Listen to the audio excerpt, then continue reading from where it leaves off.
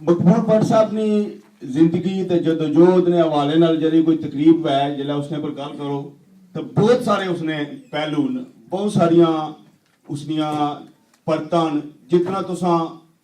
उसने पर गौर करना चाहो तुसा की उसने विचों मीनिंग लभी सकने क्योंकि कोई भी जरा शख्स होना है उस जिसनी जिंदगी सारी जिंदगी जरी है उसनी जदोजहद विचों निकली भी होनी है और उस जदोजहद विचों सीखा होना है उसने जिंदगी की अंडरस्टैंड करना और उसे बयान करना काफ़ी जरा ना उसने वास्ते तुसा की टाइम चाहिए होना है और असा को ज़ाहिर है इतना टाइम नहीं है कि मैं उन्होंने पूरी जी जिंदगी है उसने पर गल करी सका लेकिन सिर्फ मैं उन्होंने जिंदगी ने जी जदोजहद ने कुछ वाकयात जिसने पर मैं समझना कि गल करनी जरूरी है अक्सर बंद की उसने शायद नहीं पता होना क्योंकि मैं जाती तौर पर मेरी याद है कि 11 फरवरी 1984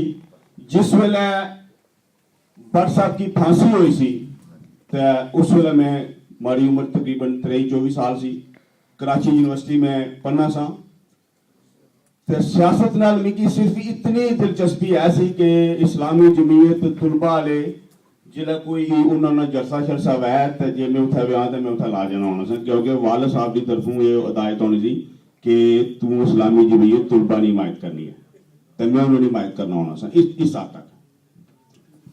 भट्ट साहब ने हवाले नाल और खुद मुख्तार नजरिए ने हवाले नाल जी माड़े को मालूमात सन वो इतनियां सन कि ये लोग जिहड़े पाकिस्तान ते इस्लाम ने खिलाफ काम करने और ये इंडिया ने एजेंट तो मैं इस गल्ला की मन्ना होना सा मतलब जितनी मारे को मालूमात मैं समझना तो सही है भी बिल्कुल वो हमारी समझना हिस्सा सी है तो 11 फरवरी में इतफाक नाल गया बल्कि जबरदस्ती मारे जो रूममेट होने सन अजकल वो आजाद कश्मीर में काफी बड़े होते पहुंचे मैं ना ही ना चंगी गल है उन्हें मैं खड़िया नाल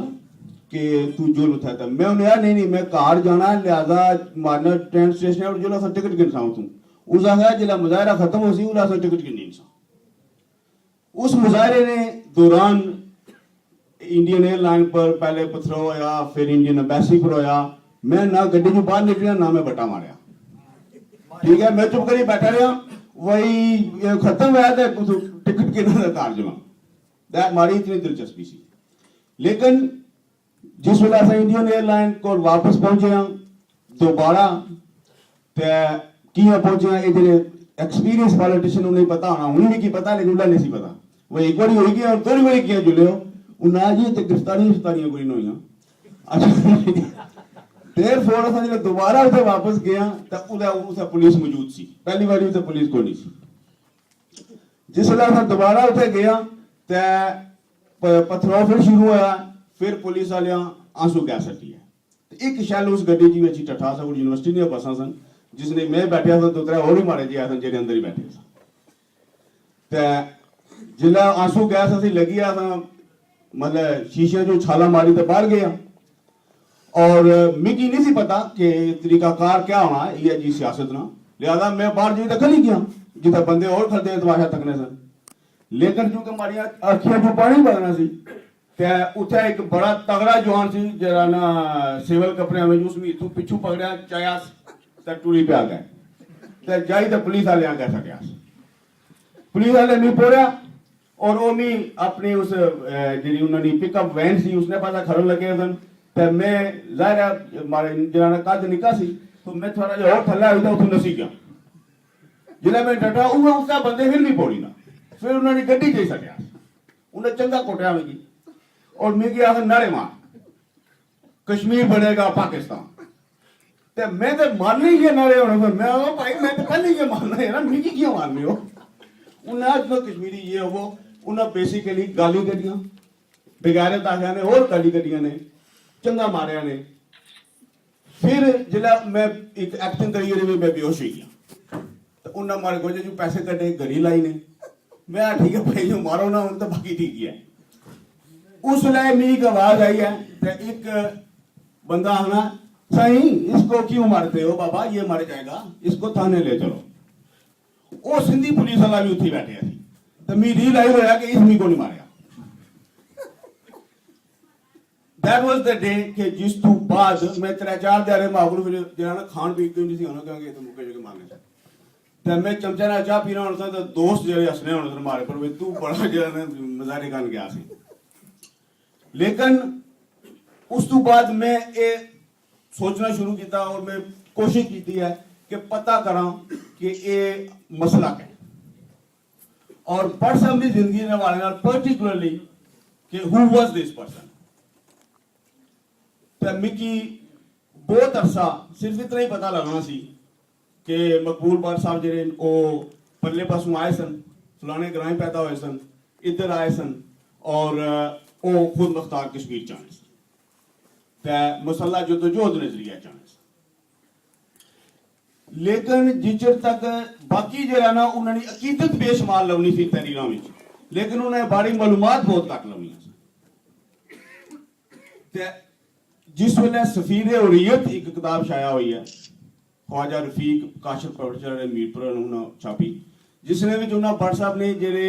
कुछ खत छापे और कुछ उन्होंने जेरे कोर्ट में बयान दिते सन वो छापे उन्होंने और उस तो बाद भट्ट साहब ने अपने खतूत पर मुश्तमिल भी एक किताब आई शऊर फरदा जी सईद असद साहब छापी ये दो उन्होंने को ऐसिया मतलब असा को रिकॉर्डेड चीज़ा मौजूद हैं कि जे अगर तुम उन्हें गौर नाल पढ़ो तो तुसा की भट्ट साहब ने सारी जिंदगी जी है वो नजर आई जानी है उन्होंने स्ट्रगल भी और उन्होंने नजरियात भी उन्होंने जी आइडियालॉजी सी वो भी इन दो जो किताबों में जो रिकॉर्ड मौजूद है उसने जो पता लगी सकनी है और उसने एक मतलब है वाकया जो उन्होंने बचपन ना है जितों पता लगना कि उन्होंने जी जिंदगी सी वो पैदा होने तो फौरन बाद ही उस एक जदोजहद सी और उन्होंने जदोजहद उत्थों शुरू हुई सी और एंड तोड़ी उन्होंने जदोजहद ना बुनियादी जरा मकसद रहा वो यही रहा है कि जरा जरा इस एक वाकया मैं सुनाई सकना क्योंकि असा को टाइम थोड़ा कि और ये उन्हें लिखिया खत अपना जरा 1900 जिस वे पाकिस्तान नहीं कुछ कोट लखपत या लाहौर नहीं कुछ और जेल विच वो कैद सन गंगा ने वाले नाल so obviously it was around that time जरा ना मैं एग्जैक्ट डेट नहीं याद रही तो वो खत उतों उन्हें लिखा GM मीर साहब की बेटी है अजरा मीर उन्होंने खत ने जवाब विच तो उसने ये वाकया उन्हें लिखा कि जाहिर है उस लिखा कि मतलब बच्चे जेरे भी जेरे लोग अगे पिछे क्या पाने दिस एंड दैट तो उन्होंने लिखा कि जी गुलामी होनी है वो सिर्फ बड़िया ने नहीं होनी बच्चियों की भी उसना जरा ना भुगतना पैना और जेरे गुलामी के खिलाफ लोग जदोजहद करने जिले उन्होंने पर जेरे गुलाम बनाने वाले वो जिस वे जबर करने तो उसना शिकार भी बच्चियों की बनना पैना तो उसने उन्हें एक वाक़या लिखा कि 1946 निकाला जिला हमारी उम्र कोई 8-9 साल सी असा ने उस इलाके में भाई जाया महाराजा निजाम सी और महाराजा निजाम में एक चीज़ थी जिसकी जागीरदारी निजाम आख्या जाना और वो उन्हें एक्सप्लेन किया कि सारा जागीरदारी निजाम है क्या फिर उन्हें आख्या जी कि वो जरा आया सी जागीरदार लोगों को फसल में हिस्सा किने वास्ते तो उस साल फसल इतनी नहीं सी हुई कि जमींदार हिस्सा दे सकन लिहाजा वो जिस वेले नहीं दे सके तो उस जमींदार हुक्म जारी किया कि अगर तुसा ना दिता तो मैं दोबारा जल्द ऐसा तो उस वेले मैं तुसाने खिलाफ जरा कि मारी मर्जी उसी मैं कर भट्ट साहब उधर लिखने लगे हुए कि फिर जरा कारदार सी जरा उस जागीरदार ना करिंदा होना जरा एक्चुअल जिसकी जॉब होनी है करेक्शन करनी तो उस ग्रां ने बुजुर्गों की परे करी तो बया भी जे कदे हुन कुछ मनवाई सकने हो तो मनवाई कि नो ये लगा गया तो फिर कुछ मैं कुछ नहीं करी सकना उन्हें इस तरह किया कि ग्रां ने कुछ बुजुर्ग आख्या बच्चियां सारे की कि तुसा इसमें गड्डी अगर लम्मे भेजो वो बच्चे उसमें गड्डी अगर लम्मे भेजे और जेरे बुजुर्ग सन उन्हें आख्या जी कि तुसा इस तरह करो या गड्डी ना बच्चों को नगाई करो तो या असा ना इस बारी ना जरा हिस्सा है कटौती वो कट करो उस आखिर उस आख्या जी ठीक है मैं तुसा गुरु इस साल काट इस किसा उन्हें गड्डी अगर लेटने वाले बच्चों में भट्ट साहब गया and that was start of his struggle और ये जी स्ट्रगल सी उन्होंने एंड तक वो कोई माशरे को कट्ठी भी ਹਵਾ ਵਿੱਚ ਕੋਈ ਸਟਰਗਲ ਨਹੀਂ ਸੀ। ਉਸ ਮਾਸ਼ਰੇ ਵਿੱਚ ਜਿਸਨੇ ਵਿੱਚ ਉਹ ਰਹਿਣੇ ਸਨ, ਉਸ ਮਾਸ਼ਰੇ ਨੇ ਉਹਨਾਂ ਸਾਰੇ ਗੁਲਾਮੀ ਦੀਆਂ ਉਹਨਾਂ ਸਾਰੀਆਂ ਸ਼ਕਲਾਂ ਦੇ ਖਿਲਾਫ ਸੀ, ਜਿਸਨੇ ਵਿੱਚ ਜਿਹੜੀ ਆਪਣੂ ਬੈਰੂਨੀ ਕਬਜ਼ੇ ਤੋਂ ਸ਼ੁਰੂ ਹੋਣੀ ਤੇ ਥੱਲੇ ਗਰਾਨੀ ਸਤ੍ਹਾ ਤੱਕ ਵੀ ਜਾਈਦਾ ਹੈ। ਮੁxtਲਿਫ ਸ਼ਕਲਾਂ ਵਿੱਚ ਲੋਕ ਗੁਲਾਮੀ, ਨਾਇਨਸਾਫੀ, ਇਸਤਸਾਲ, ਜਬਰ, ਬਦਲਵਾਨੀ, ਅਕਰਬਾ ਪਰਵਰੀ, ਇਹ ਸਾਰੀਆਂ ਚੀਜ਼ਾਂ ਜਿਹੜੀਆਂ ਅਸਾਂ ਦੇ ਮਾਸ਼ਰੇ 'ਚ ਮੌਜੂਦ ਹਨ, ਹਰ ਮਾਸ਼ਰੇ 'ਚ ਮੌਜੂਦ ਹੋਣੀਆਂ, ਲੇਕਿਨ ਉਹਨਾਂ ਨੇ ਖਿਲਾਫ ਜਿਹੜੀ ਸਟਰਗਲ ਹੈ ਉਸੇ ਨਹੀਂ ਉਹਨਾਂ ਡੈਫੀਨੇਸ਼ਨ ਕੀਤੀ ਸੀ ਕਿ ਜਿਹੜਾ ਅਸਾਂ ਆਜ਼ਾਦੀ ਦੀ ਗੱਲ ਕਰਨੇ ਆ ਤਾਂ ਅਸਾਂ ਦਾ ਇਹ ਮਤਲਬ ਆ। ਔਰ ਦੂਜੀ ਜਿਹੜੀ ਇੰਪੋਰਟੈਂਟ ਉਹਨਾਂ ਦੀ ਚੀਜ਼ ਸੀ ਕਿ ਉਹਨਾਂ ਮਜ਼ਹਬ ਕੀ ਕਦੇ ਵੀ ਸਿਆਸਤ ਵਿੱਚ ਇਸਤੇਮਾਲ ਨਹੀਂ ਕੀਤਾ। ਉਹ ਪ੍ਰੈਕਟੀਕਲੀ ਉਹ ਵੈਰੀ ਪ੍ਰੈਕਟਿਸਿੰਗ ਮੁਸਲਿਮ ਸਨ,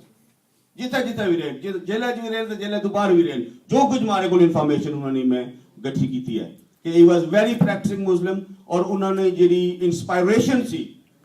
ਨਾਇਨਸਾਫੀ ਦੇ ਖਿਲਾਫ, ਉਸਨੇ ਵਿੱਚ ਵੀ ਉਹਨਾਂ ਨੇ ਆਪਣੇ ਦੀਨ ਵਿੱਚੋਂ ਵੀ ਉਹ ਇਨਸਪਾਇਰ ਹੋਣੇ ਸਨ। ਕਾਰਲ ਮਾਰਕਸ ਕੋਲੋਂ ਵੀ ਉਹ ਇਨਸਪਾਇਰ ਹੋਣੇ ਸਨ, ਲੈਨਨ ਕੋਲੋਂ ਵੀ ਉਹ ਇਨਸਪਾਇਰ ਹੋਣੇ ਸਨ, ਮਾਰਟਨ ਲੂਥਰ ਕਿੰਗ ਕੋਲੋਂ ਵੀ ਉਹ ਇਨਸਪਾਇਰ ਹੋਣੇ ਸਨ। ਦੁਨੀਆ ਵਿੱਚ ਔਰ ਤਾਰੀਖ ਵਿੱਚ ਜਿਤਨੀਆਂ ਵੀ ਅਲਾਮਤਾਂ ਸਨ ਨਾਇਨਸਾਫੀ ਔਰ ਗੁਲਾਮੀ ਦੇ ਖਿਲਾਫ, ਉਹ ਉਹਨਾਂ ਕੋਲੋਂ ਇਨਸਪਾਇਰ ਹੋਣੇ ਸਨ। That is what we need to learn. Thank you.